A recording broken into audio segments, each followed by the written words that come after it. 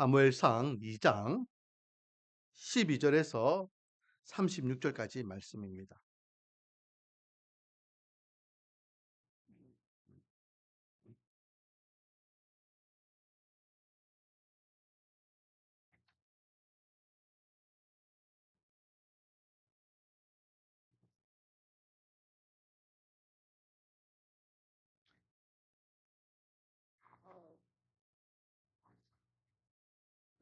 십이 2절에서 36절까지 말씀입니다.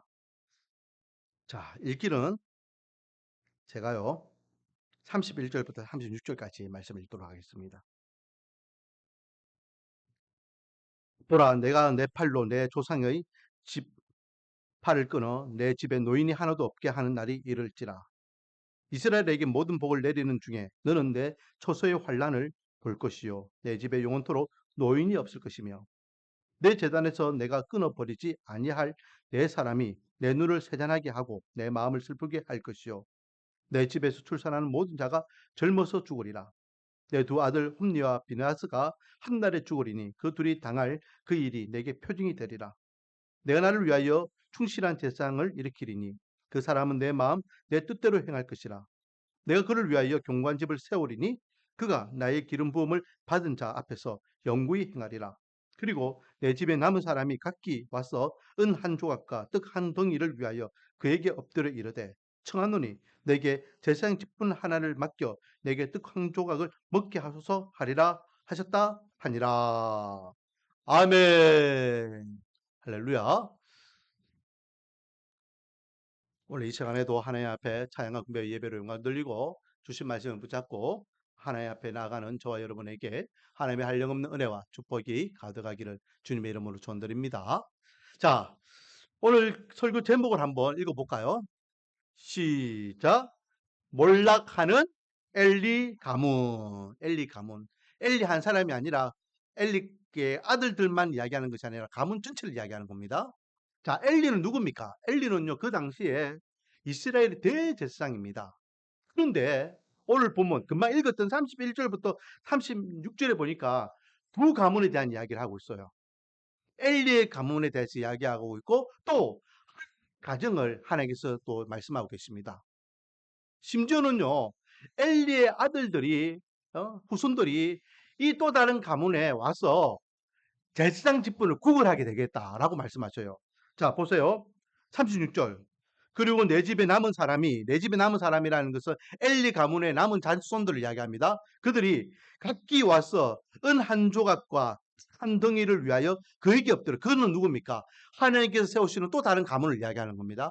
그에게 엎드려 이르되 뭐라고요? 청하노니 내게 제사장의 직분 하나를 맡겨 내게 떡 한 조각을 먹게 하소서 하리라. 제사장 직분을 청탁하고 있는 거예요. 얼마나 놀라운 이야기인지 모릅니다. 여러분, 대제사장 가문은요, 영원한 하나님의 그런 가문입니다. 하나님께서 세우신 가문이잖아요. 그런데 그 가문이 완전 몰락하게 돼요. 그리고 또 한 가문을 하나님께서 세우셔서 그 가문을 통하여 하나님께서는 하나님의 일을 만들어 가겠다라고 말씀하고 계시는 겁니다. 36절 한번 읽어볼까요? 다 같이 한번 읽어보겠습니다. 시작. 내가 나를 위하여 충실한 제사장. 같이 읽겠습니다. 시작. 36절. 35절. 시작. 내가 나를 위하여 충실한 제사장을 일으키리니 그 사람은 내 마음 내 뜻대로 행할 것이라. 내가 그를 위하여 경관집을 세우리니 그가 나의 기름 부음을 받은 자 앞에서 영구히 행하리라. 그리고 완전히 역전돼 버리는 거예요. 자, 여러분. 주님께서 말씀하시는 그 사람, 그 가문은 누구를 이야기할까요? 누구를 이야기할까요? 땡! 누구를 이야기할까요? 그 사람, 그 가문을 이야기합니다. 이 사람이 누굴까요? 예? 예? 누굴까요? 2장 전체적인 내용을 보면 딱 나오는데 지금 엘리 가문의 몰락을 이야기하고 있습니다. 엘리 가문을 몰락을 해서 그 아들들은 그 자손들은 몰락하게 되어서 이 사람에게 와서 제사장직을 구걸한다니까요.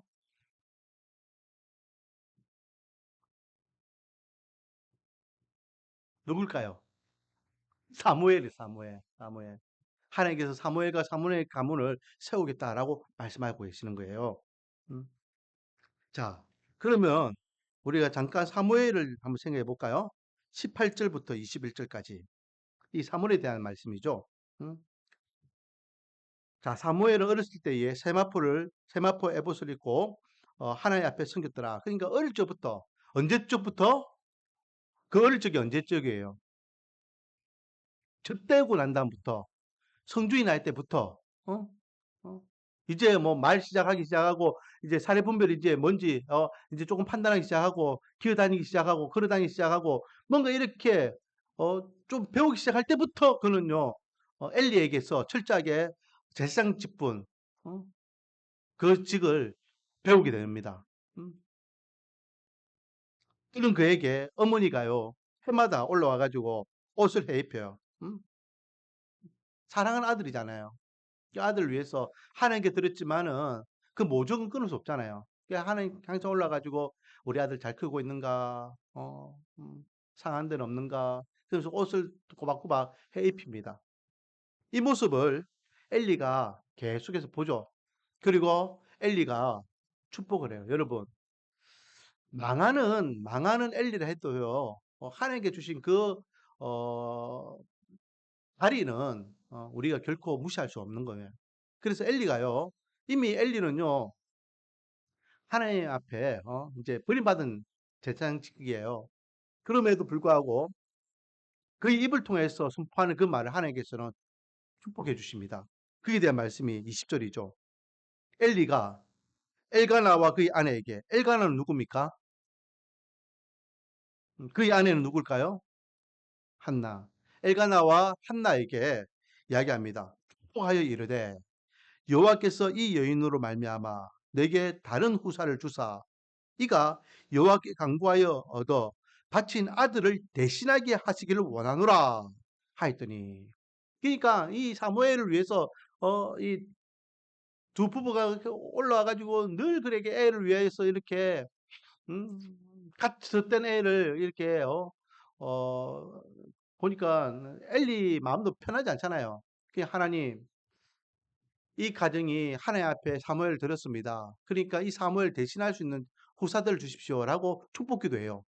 그러니까 그들이 자기 집으로 돌아가매 여호와께서 한나를 돌보시사 그로 하여금 임신하여 세 아들과 두 딸을 낳게 하셨고 아이 사무엘은 여호와 앞에 자라니라.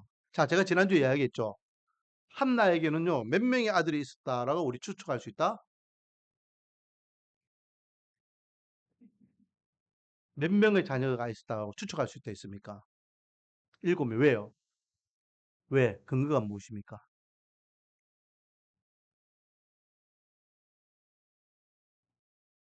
우리는요, 제가 질문하고 여러분이 대답할 때는 철저하게 말씀에 근거해야 하면 돼요.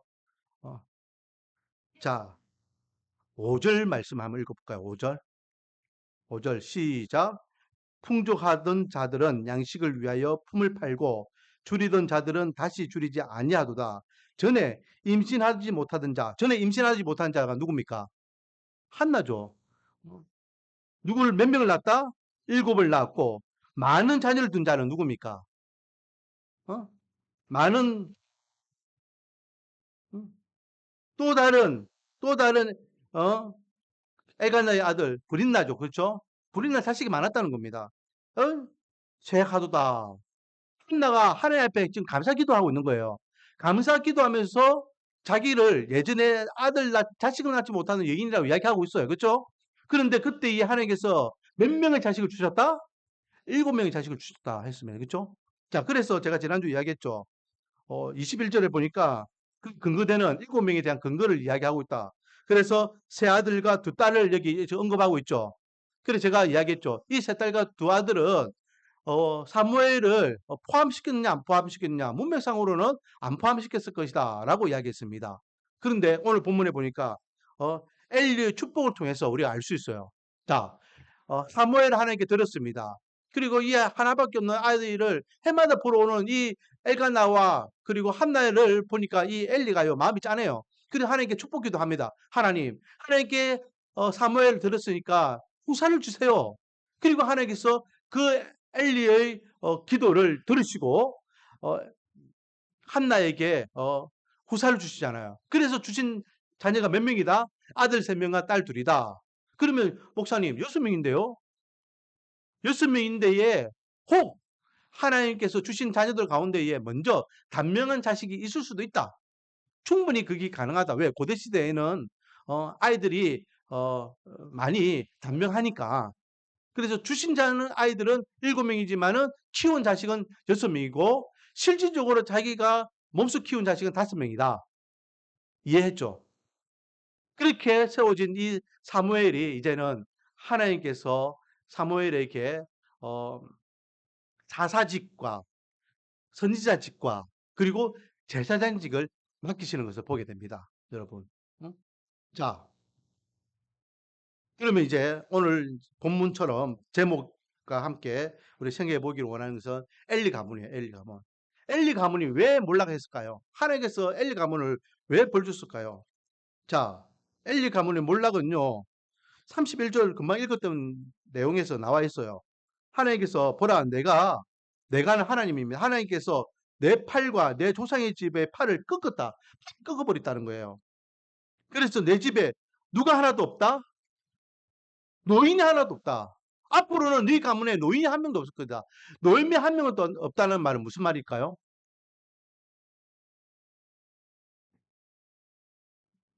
그렇죠. 단명을 이야기합니다. 엘리 가문의 자식들은요, 빨리 죽을 것이다.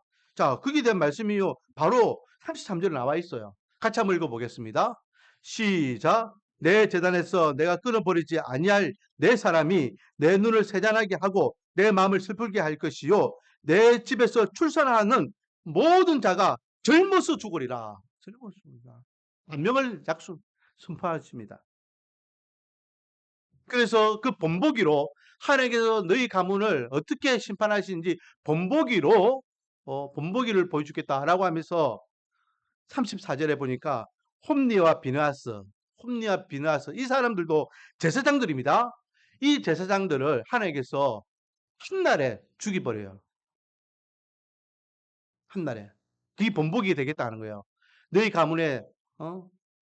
너희 가문의 몰락에 대한 증거다라는 것입니다. 자, 그러면 엘리 가문이 왜 몰락했을까요? 대제사장이 왜 나중에 제사장직을 구걸할 만큼 사무엘 가문의 제사장직을 구걸해요. 뭐 엄밀히 따지면 사무엘 가문도 아니에요. 왜? 사무엘이 마지막 사사거든요. 사사 시대 이후에는 무슨 시대가 됩니까? 사사 시대 이후에는 왕정 시대가 되죠. 어, 이스라엘 초대 왕이 사울이잖아요. 그렇죠? 그러니까 더 이상 사사가 필요 없습니다. 사사의 역할은 뭡니까? 사사의 역할은 두 가지 역할이 있습니다. 그렇죠? 평상시에는 사사들이 뭐 하는 역할입니까? 제사장 역할. 그리고 나라에 위기가 생기면은 이들은 무슨 역할을 합니까? 구원자 역할. 그러니까 한마디로 이야기하면 지도자예요, 지도자. 그런데 왕이 생겼어요. 왕이 생기면은 더 이상 사사 역할이 필요 없는 거예요. 왜? 그 역할을 누가 다 하면 되니까. 왕이 하면 되니까. 왕이 재판도 하고, 왕이 진두지휘해가지고 적군도 막아내고, 그 역할 다 하잖아요. 그러니까 마지막 사사가 사무엘이라는 거예요. 마지막 사사가. 자, 중요한 것은 엘리 가문이 왜 몰락했냐? 그거겠죠. 오늘 본문에 보니까요. 엘리 가문이 몰락하는 이유를 세 가지를 밝히고 있습니다. 그 주범이 홈리와 비느하스예요, 사실은. 자, 첫 번째. 12절부터 보면요. 12절부터 17절까지가 첫 번째 이유입니다. 자, 12절. 엘리의 아들들은 행실이 나빠서 여호와를 알지 못하더라. 여기에서 여호와를 알지 못한다라는 것은요. 이들이 제사장이잖아요. 여호와를 몰랐을까요? 제사장으로서요. 제사 지내고 여호와가 제사장 직분을 감당하지만 머리로는 지식적으로는 여호와를 알았지만은 진짜 믿음과 신앙으로서는 여호와 하나님을 믿지 않았다는 거예요. 의지하지 않았다는 거예요. 그러니까 하나님을 두려워하지 않고 하나님을 두려워하지 않으니까 이렇게 엄청난 짓을 해요. 그 엄청난 짓이 뭐냐? 13절. 그 제사장들이. 자, 보세요. 제사장들이라 하죠. 이 제사장들이 누굽니까? 이 제사장들이 누구죠? 엘리 아들들을 이야기하는 거예요. 아들들은 제사장들이었다니까요. 백성에게 행하는 관습은이라니, 관습이라는 것은 한 번 한 게 아니에요. 관습은요, 습관을 뛰어넘어서 그냥 습성을 이야기하는 거예요. 그렇게 살았다는 거예요, 평소에. 자, 예를 들어서 곧 어떤 사람이 하나님께 제사 드리기 위해서 와요.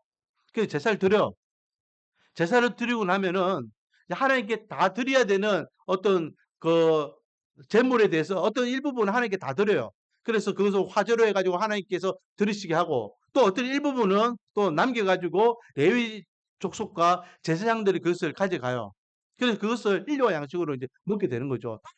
어떤 부분은 가난한 자들에게 나눠주는 것도 있어요. 그런데 문제는 뭐냐면 자, 읽어볼게요. 어떤 사람이 제사를 드리고 그 고기를 삶을 때에 지금 삶고 있어요. 그렇죠? 제사 드리고 난 다음에 그 제물을 나누기 위해서 삶고 있어요. 삶고 있는데 제사장의 사안이 손에 새, 새살 갈고리를 가지고 와서 그 갈고리를 갖고 와가지고 그냥 냄비에 있는 그 고기를 툭 찔러가지고 가져가 버린다는 거예요. 분명히 절차가 있는 거예요. 응? 절차가 있는데 야, 내가 제사장이야. 우리 아버지 엘리야. 그럼 지 마음대로 하더라는 거예요. 또 한 가지. 15절. 기름을 태우기 전에도, 걸음을 태우기 전에도, 기름이에요. 내가 막 시칠돼서가지고. 기름을 태우기 전에도 제사장의 사람이 와서 제사 드리는 사람에게 이르기를 제사장에게 구워 드릴 고기를 내라. 내가 내게 삶은 고기를 원하지 않고 날 것을 원한다. 라고 하면서 아예 날고기를 하나님께 드리기 전부터 그것을 입맛 포켓하겠다. 야, 삶은 거 내가 너무 그거 질린다. 나 이 삶은 거 안 먹을래. 그러니까 생고기 달라. 구워 먹을게. 그 말이에요. 결국 16절에 그 사람이 이르기를 반드시 먼저 기름을 태운 후에 내 마음에 원하는 대로 가지라 하면 그가 말하기를 아니라 지금 내가 내게 내라. 그렇지 않냐면 내가 억지로 뺏으리라 라고 하면서 그 사람들에게 제사 지내는 사람들에게 강제로 고기를 뺏어 가더라라는 거예요. 이들의 죄는 뭡니까? 17절에 그 죄명을 이야기합니다. 이 소년들이 누굽니까? 바로 엘리 아들들을 이야기합니다. 죄가 요 앞에 심히 크면 그들이 무엇을 멸시했다? 무엇을 멸시했다? 여호와의 제사를 멸시했다. 결국 하나님께 드리는 이 제사를요, 제사 절차를 무시해버리는 거예요. 지 마음대로요. 지가 왕이에요. 그래서 뭐라 되어 있습니까? 하나님 앞에 심히 크다. 죄가 하나님 앞에 심히 컸다. 여러분, 예배와 제사는요, 우리가 함부로 할 수 있는 게 아니에요. 그래서 제가 노상 이야기하는 게 우리가 오늘날 예배 드리는 것을 형식적으로 종교적으로 예배 드리면 안 된다. 매 예배 시간이 마지막 예배를 생각하고 나 같은 자를 살려주신 하나님의 은혜에 감동과 감격이 있는 전심과 진심으로 드리는 예배를 드려야 된다라는 거예요.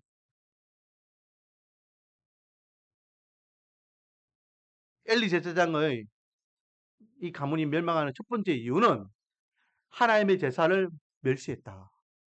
자, 두 번째는요. 22절부터 26절에 나와 있습니다. 이들이요. 행동 거지도 엉망진창이에요.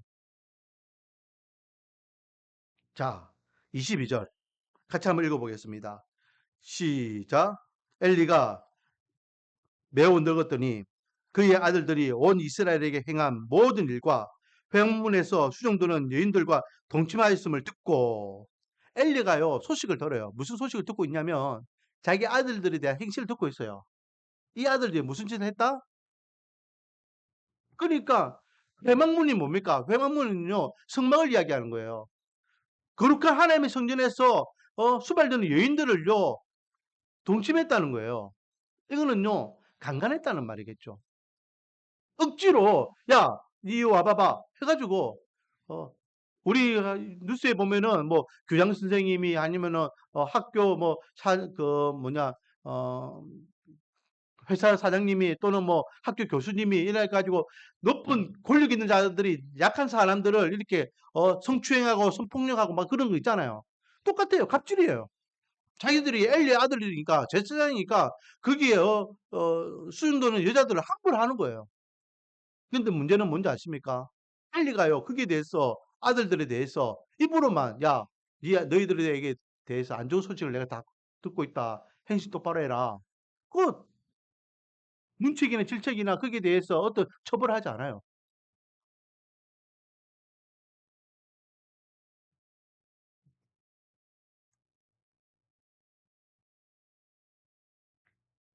자, 25절 뭐라고 하는지 엘리가요. 자기 아들들이 하는 말입니다. 사람이 사람에게 범죄하면 하나님이 심판하신다. 만일 사람이 여호와께 범죄하면 누가 그를 위하여 간구하겠느냐.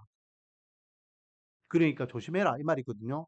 너희들이 지금 하나님 앞에 제사에 대한 문제도 큰 문제인데 성막 안에서 행하는 그 악한 행함도 큰 문제다. 하나님 앞에 죄지면 안 돼. 그 경고를 해요. 입으로 경고하는 겁니다. 그런데 그의 아들들이 아버지 말을 들었다 안 들었다? 그들이 자기 아버지 말을 듣지 않았다. 인간적으로는요 아버지이지만은 또 직책적으로는 대제사장이에요. 안 들어요. 아나무인들입니다. 근데 그 이유가 뭐냐? 하나님께서 이미 이들을 버린 자식들이라는 거예요. 이는 그 이유는 여호와께서 그들을 죽이기로 뜻하셨다. 죽이기로. 자, 두 번째 엘리 가문이 몰락하는 이유는 뭐라고요? 행실이 악했다는 거예요. 행실. 그 행실 중에 한 가지는 뭐다?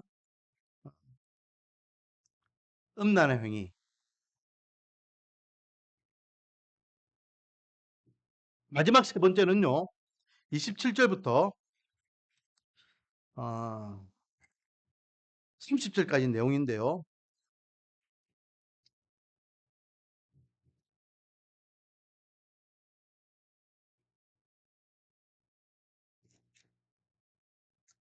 한마디로 이야기하면 30절 말씀이 음, 30절 말씀이 어, 그게 해당되는 말씀입니다. 자, 30절 한번 읽어볼까요? 시작. 그러므로 이스라엘의 하나님 나 여호와가 말하노라 내가 전에 내 집과 내 조상의 집이 내 앞에 영원히 행하리라 하였으나 이제 나 여호와가 말하노니 결단코 그렇게 하지 아니하리라. 나를 존중히 여기는 자를 내가 존중히 여기고 나를 멸시하는 자를 내가 경멸하리라. 하나님께서는요 이 제사장직을 향등직으로 주셨습니다. 영원히 그 직을 감당할 수 있도록 주셨어요. 그런데 그 직에 대해서 내가 이제는 어, 음, 조금 고치겠다. 엘리 가문이 계속해서 대제사장 직분을 감당하는 그런 역할을 못하도록 내가 막아버리겠다라고 합니다. 이유가 뭐라고요? 이유가 뭐라고요? 하나님께서 뭐라 하셨습니까? 나를 존중히 여기는 자를 내가 존중히 여기고 나를 멸시하는 자를 내가 경멸하리라. 결국은 대제사장직을 박탈하고 이 가문이 몰락하는 이유는 뭐라고요? 하나님을 멸시했기 때문이에요. 하나님을.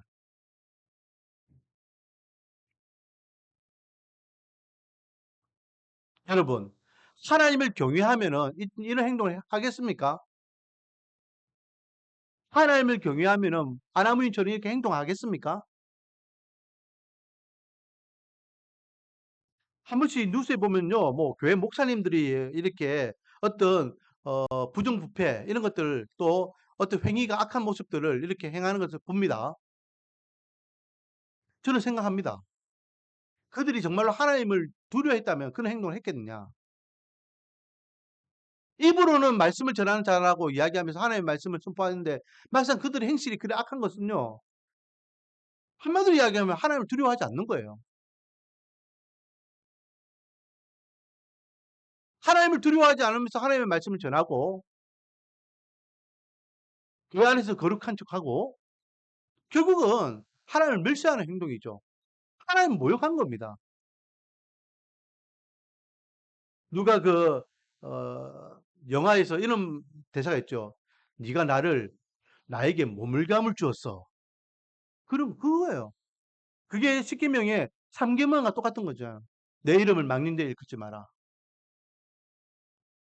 이게 목사님들만의 문제가 아니에요. 우리 성도님들은 안 그렇습니까?